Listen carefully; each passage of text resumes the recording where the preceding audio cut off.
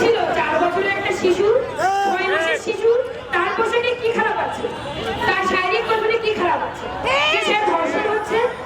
হয়তো একটা 15 বছরের মেয়ে, 10 বছরের মেয়ে, তার পোশাকের কারণে সে ধর্ষণ হতে পারে। একটা 4 বছরের শিশুর কি দোষ? অনেক বোনেরা ধর্ষণের শিকার হয়েছে। আমরা দেখেছি 2 বছরের বাচ্চা থেকে 60 বছরের বৃদ্ধা, তারা সবাই ধর্ষণের শিকার।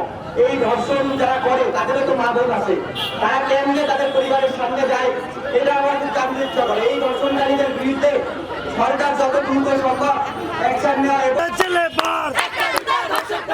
একটা দুটা দর্শকদার দর্শকদার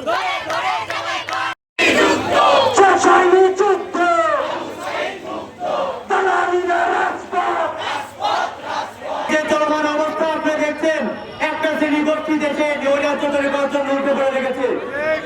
তারা ভুলে গেছে আমরা স্বৈরাচার নিবাস করার জনতা, আমরা সেই শিক্ষার্থী যাদের রক্ত এখনো রাজপথে লেগে আছে।